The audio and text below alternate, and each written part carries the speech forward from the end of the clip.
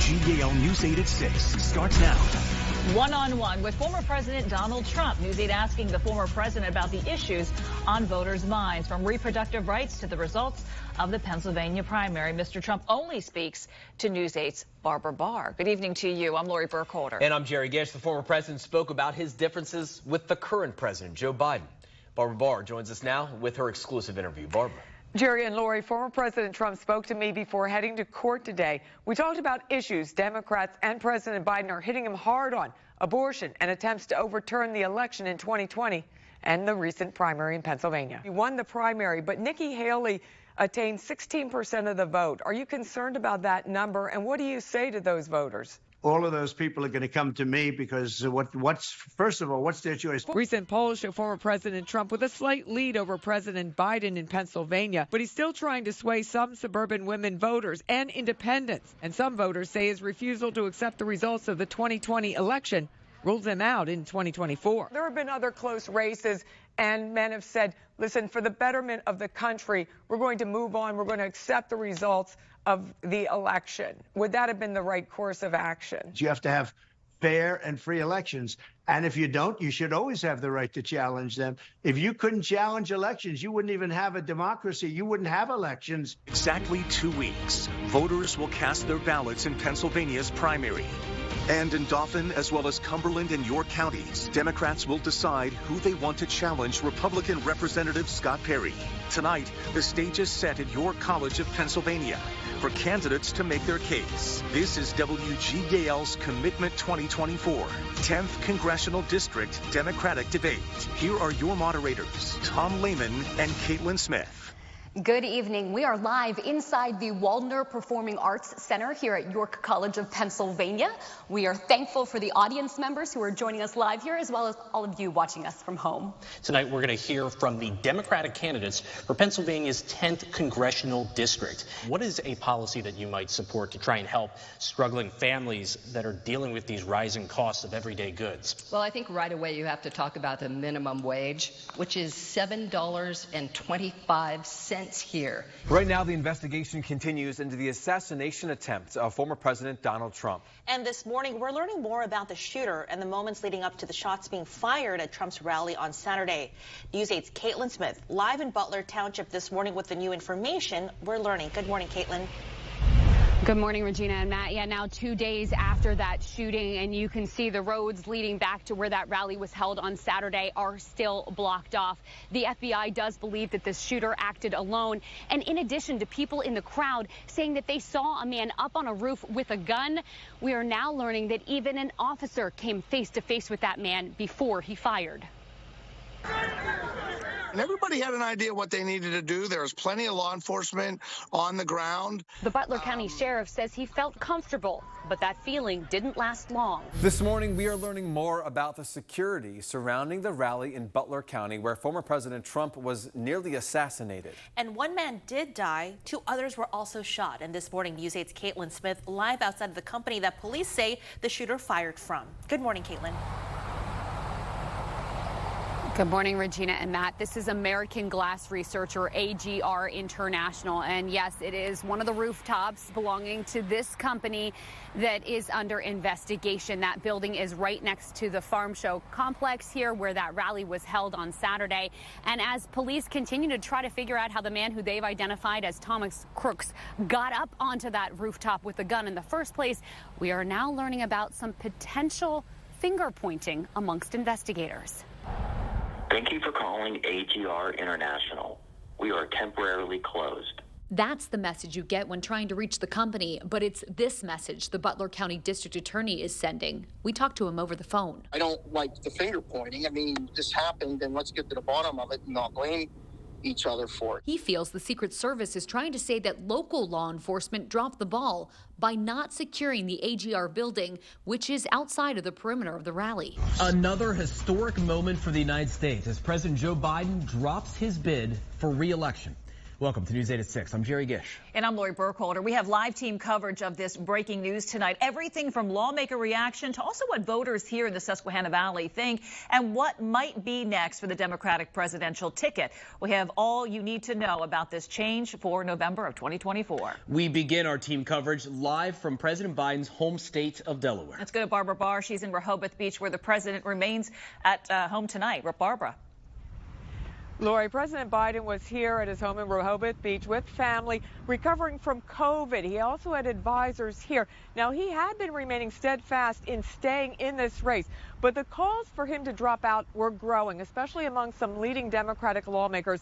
And then around 2 o'clock this afternoon, he posted on X in a letter, reading in part, that he was indeed going to drop out of the race. And we have part of that statement now. He says, quote, "It has been the greatest honor of my life to serve as your president. And while it has been my intention to seek re-election, I believe it is in the best interest of my party and the country for me to stand down and to focus solely on fulfilling my duties as president for the remainder of my term."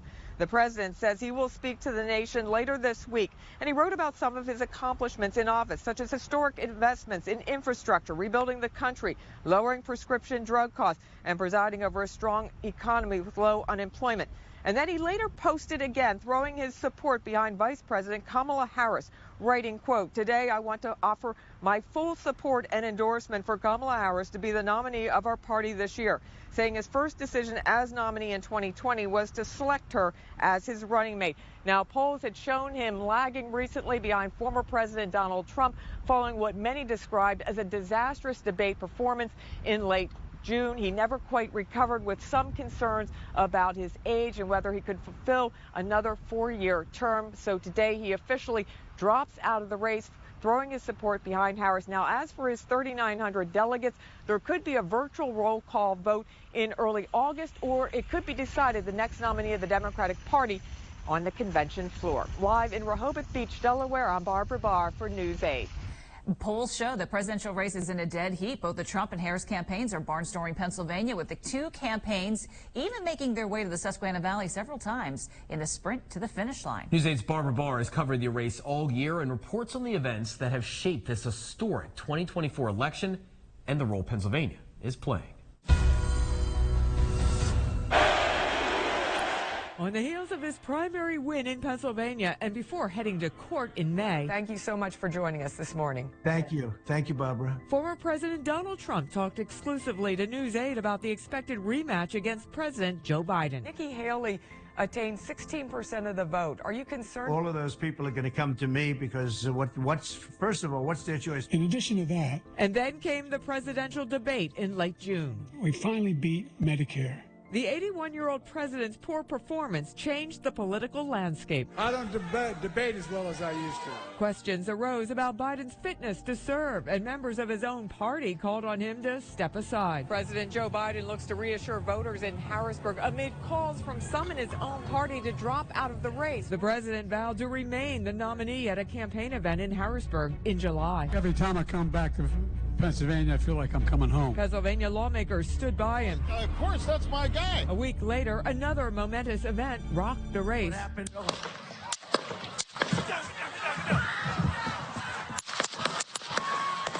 The assassination attempt on former President Trump at a rally in Butler, Pennsylvania.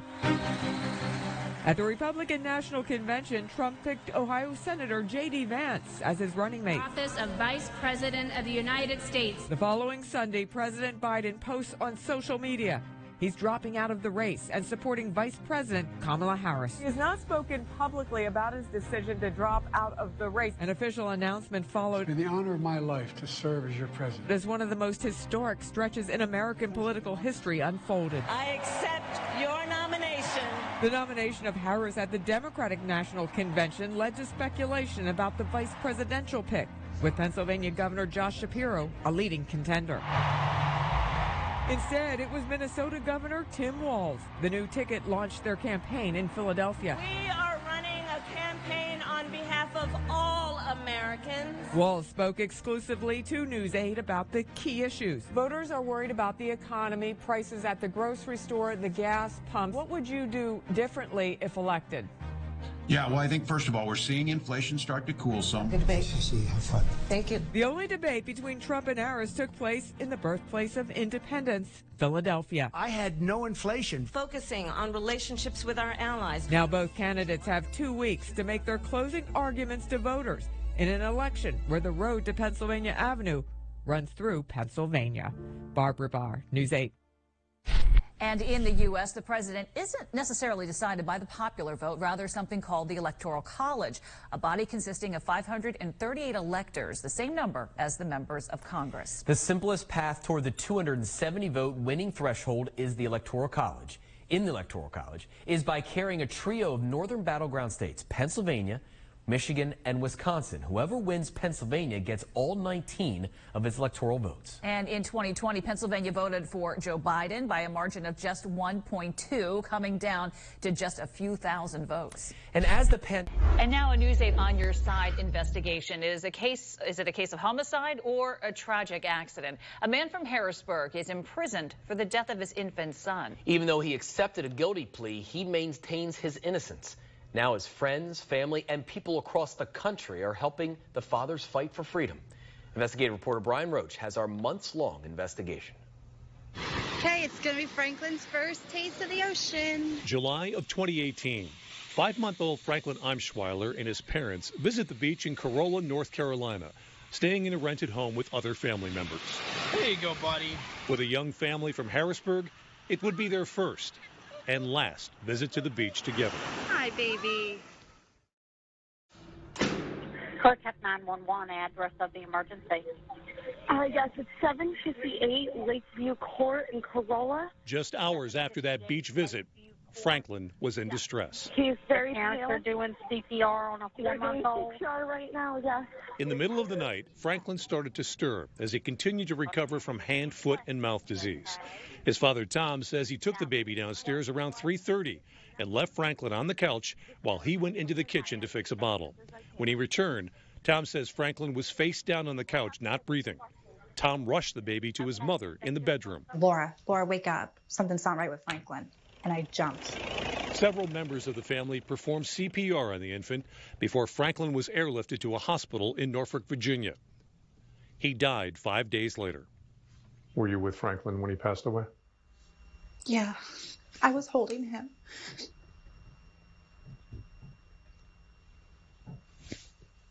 I'm really sorry.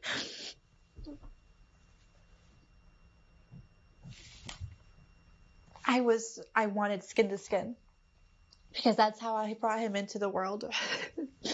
And so that's what I did. 3 days after Franklin's death, the Pennsylvania State Police came to the Eimschweiler's home outside of Harrisburg. They arrested Thomas Eimschweiler on a fugitive warrant from North Carolina and charged him with the death of his son. They had a warrant out for his arrest, and he wasn't supposed to leave the state. We were never told there was a warrant out for his arrest, nor were we ever told that we can't leave the state. Tom Eimschweiler now stood accused of felony child abuse for the death of his infant son. Today, Tom Eimschweiler is an inmate at the minimum security Sanford Correctional Center in Sanford, North Carolina. Tom, seat for you back in the back. He's now entering the third year of a 5 to 7 year sentence after accepting an unusual form of a guilty plea to a charge of voluntary manslaughter. It's called an Alford plea, and it allows the defendant to claim innocence without having to go to trial. Yes, I still maintain my innocence, and I will always maintain my innocence no matter what. An Alford plea is when the accused accepts a plea deal but maintains their innocence. So Tom, in this rare situation, was able to say, no, I am innocent of these charges, but I will accept this plea because it's in my best interest after reviewing the state's evidence. That evidence centered around the findings of a medical examiner in Virginia who ruled the cause of death was abusive head trauma, also known as shaken baby syndrome, and the manner of death, homicide. The doctors at the Virginia hospital where Franklin died told law enforcement that Franklin had brain swelling and retinal and subdural hemorrhaging, the triad associated with shaken baby syndrome. Tom Eimschweiler's defense team sought the opinion of the former medical examiner in the North Carolina county where Franklin was staying with his family. I concluded that Franklin passed away as the result of suffocation. That is a accidental death. And tonight, only on News 8, we obtained a copy of the search warrant. Police used to seize electronics from a student suspected of creating AI-generated nude photos of underage girls at one Lancaster County school. Continuing our 8 on Your Side investigation, News 8's Meredith Jorgensen is live at Lancaster Country Day with the new details emerging from this court document. Hey, Meredith. Hi, guys. In these 10 pages, detectives at Susquehanna Regional Police lay out the evidence as to why they needed the students' electronics to continue their investigation in this case. And in doing so, explain more about the timeline from November, when Lancaster Country School Day leaders got a tip about these AI-generated nude photos, all the way until May, when other students allegedly saw the pictures, other girls heard they might be in these pictures, and parents told the school about these pictures, rather than the other way around. This search warrant, obtained exclusively by News 8, was executed at the end of August, giving detectives at Susquehanna Regional Police access to the suspect's electronic devices. Investigators say they retrieved items and data has been extracted, but now digital forensic experts will have to analyze it, and they say that can take time. Parents of some of the alleged female victims met in a big meeting with the investigating detective for an update on the case. Some tell me they are pleased someone is taking action, given that some of the parents say they believe school leaders failed them, calling it a neglect of duty for not furthering its investigation when accusations first surfaced. In the court documents, head of school Matt Michicki admits the school received a report about these photographs in November 2023, but Michicki said no students came forward with further information, so no further investigation occurred. The affidavit says, quote, there was no notification sent out to parents or the student body of the allegations. No action was taken for 6 months. Then in May, a female student discovered there might be photographs of her, so she told her mom. That's when parents learned at least 3 students allegedly saw the images on the suspect's devices, organized in file folders labeled with the girls' names. Well, the suspect no longer goes to school here. A parent tells us that he was not expelled from the Lancaster Country Day School, but instead asked to withdraw from the school. The head of the upper school, Jenny Gabriel, has announced she is leaving, giving no reason for her departure, but working until the end of the current school year. Victims' parents tell me they have no confidence in Gabriel's ability to lead for the remainder of this school year and say she still holds considerable power over the student body, including the victims in this case.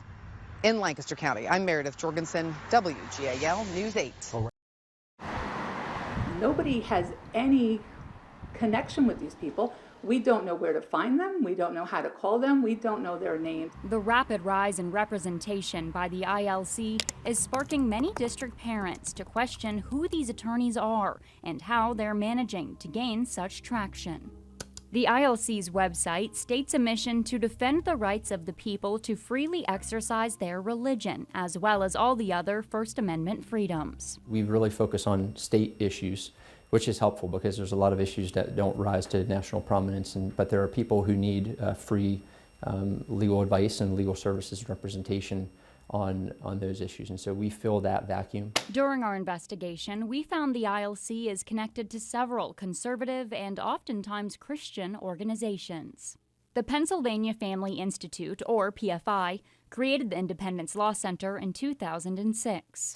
Since 2014, tax records show the PFI received nearly $140,000 in funding from the Alliance Defending Freedom, the national Christian group behind the bill that would eventually overturn Roe v. Wade. Randall Wenger and Jeremy Samick, the ILC's chief counsel and senior counsel, have filed court briefs for the Alliance Defending Freedom, as well as another Christian conservative group, the Family Policy Alliance. The PFI is also linked to another Christian group, referring to the Family Research Council as a sister organization in a 2011 newsletter. But Samick, who also serves as chief of staff for the PFI, denies any association with the Family Research Council. You know, we partner with lots of different organizations, and so the same. But that doesn't make you a group who's like at the parent corporation of that organization. Okay, but it does partner with it then. That would be true?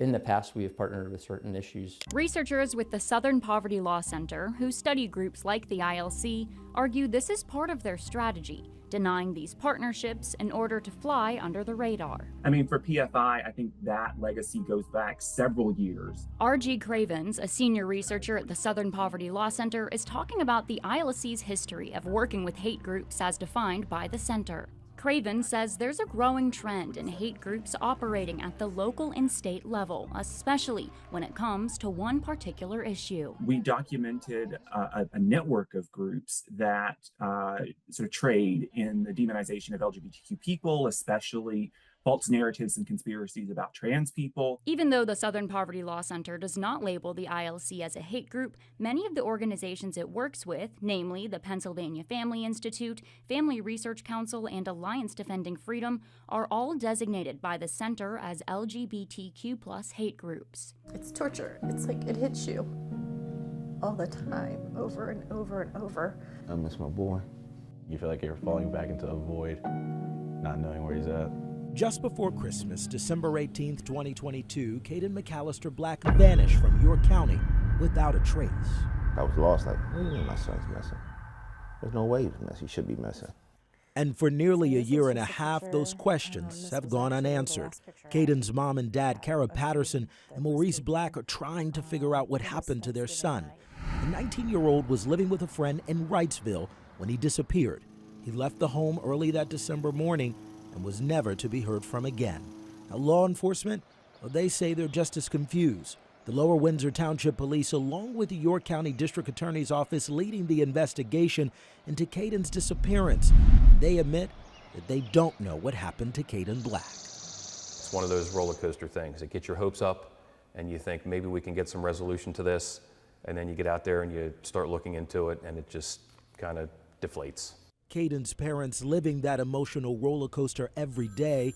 His mother says the most promising leads, well, they often turn to disappointment. This is literally the road I travel almost on a daily basis. A major bridge collapsed in Baltimore after it was hit by a container ship. In just seconds, the Francis Scott Key Bridge collapsed, with vehicles on it crashing into the Patapsco below. Report all traffic on the Key Bridge. There's a ship approaching that just lost their steering. WGAL News 8 begins with breaking news. Big story tonight on the right is what is left after the Francis Scott Key Bridge in Baltimore after a container ship lost power and rammed into the bridge. Good afternoon to you. I'm Lori Burkholder. And I'm Michael Fuller. We have live team coverage as the search for survivors continue. We begin with News 8's Jerry Gish leading out coverage in Baltimore. Jerry. Well, Lori and Michael, as officials have been talking about here all day, this is a city and a state in shock today because of what has happened on this Francis Scott Key Bridge early this morning. A major piece of infrastructure here just collapsing after being collided with by a large cargo vessel. I want to talk about the latest information we have. The governor, Wes Moore, the governor of Maryland, just talking about the fact just minutes ago that this is very much still a search and rescue mission here, and that is still what they are focusing on at this hour. We're continuing to follow breaking news this afternoon about multiple people who were shot early this morning in Lancaster County, leading to a chase that ended with a crash and a deadly shootout in Dauphin County. Welcome to News 8 at 4, everybody. I'm Michael Fuller. And I'm Thasmeen Mahfouz, and we have live team coverage from Lancaster and Dauphin County. We want to start with News 8's Sarah Metz. She's live where state police say the first shooting took place. Sarah. Yeah, neighbors say that they woke up to those gunshots around 3:30 this morning. And as you can see, it's almost 12 hours later, and we still have activity happening here at the complex. We actually have investigators here and also 2 forensics units behind me. We begin with breaking news of a fire at Toll Booth Antiques on Chestnut Street in Columbia, Lancaster County.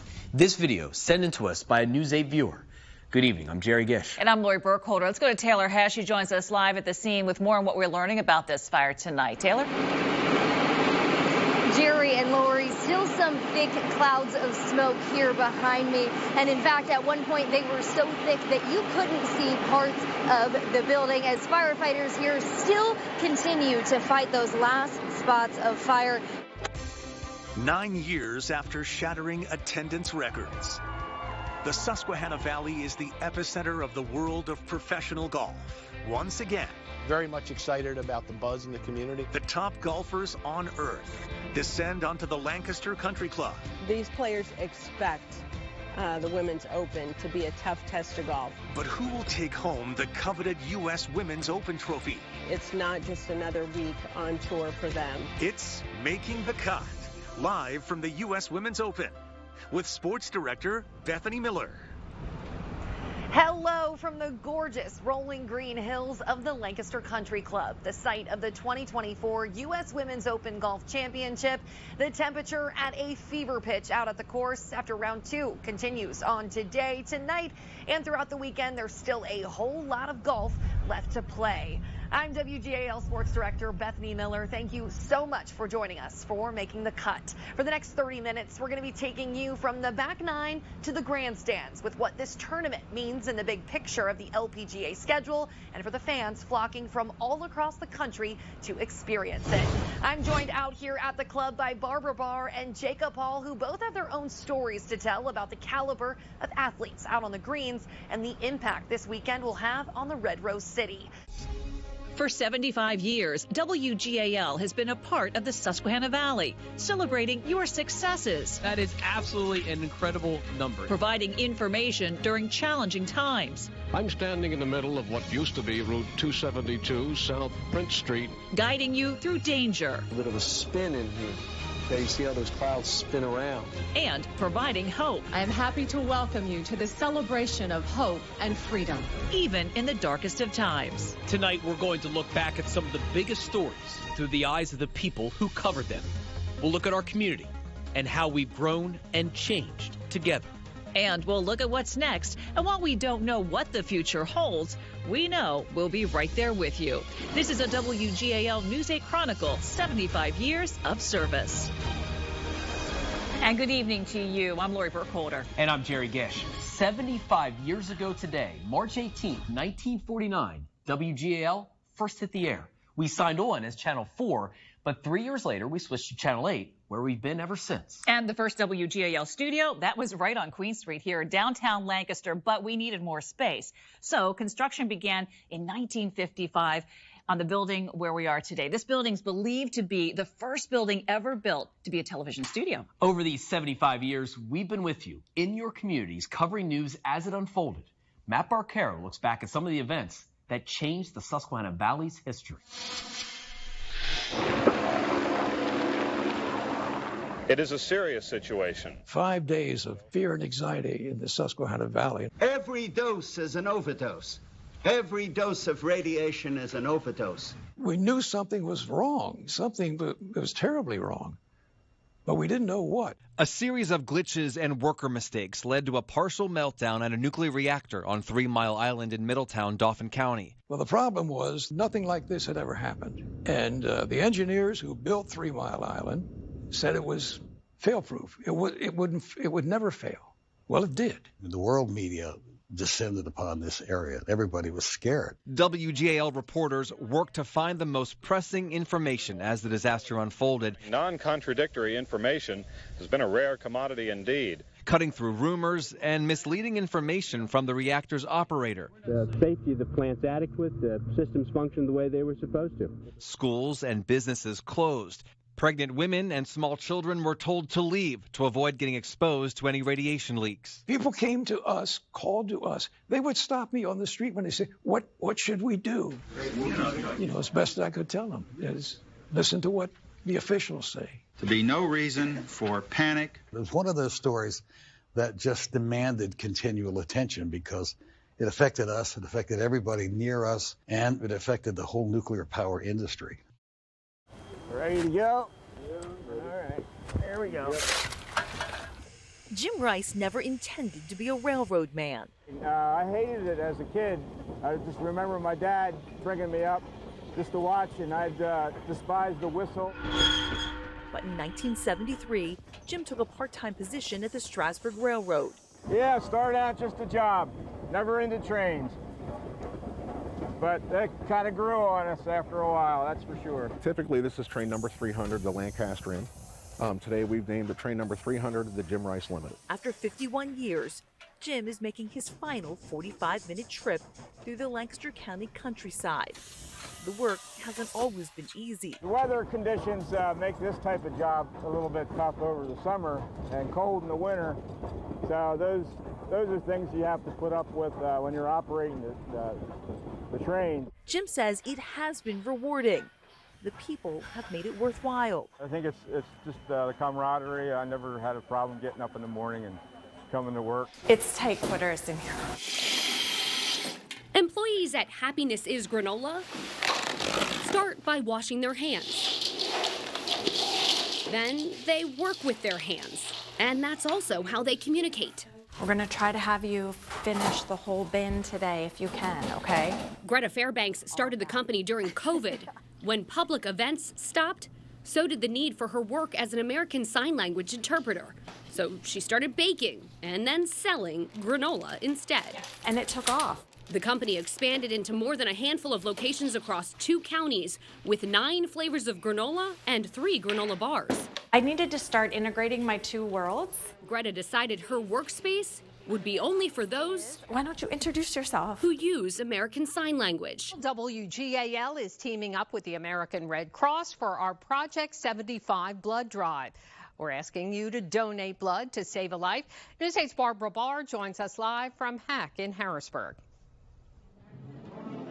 Yes, Susan, we're here at the Cooper Student Center, one of 2 locations, the other at Park City Center in Lancaster. There are still slots available, so if you're thinking about coming out, you can still do that. And a good sign here, we've got the beds are full. Nicole Rochella, the communications director for the American Red Cross Greater Pennsylvania, joins me now.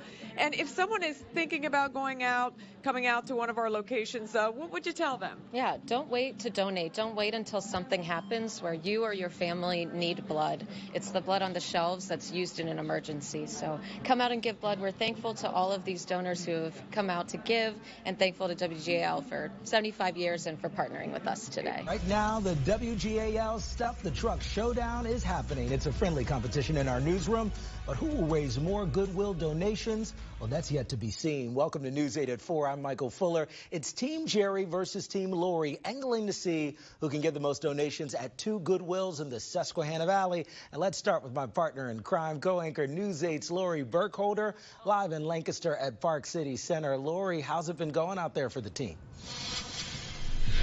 Michael, it's been going great. I know you were out here earlier today and there were long lines. Look, I got a donation. Oh, they just pulled away. I had a donation right there. We have 362 people that came here to give donations. And let me just show you the truck.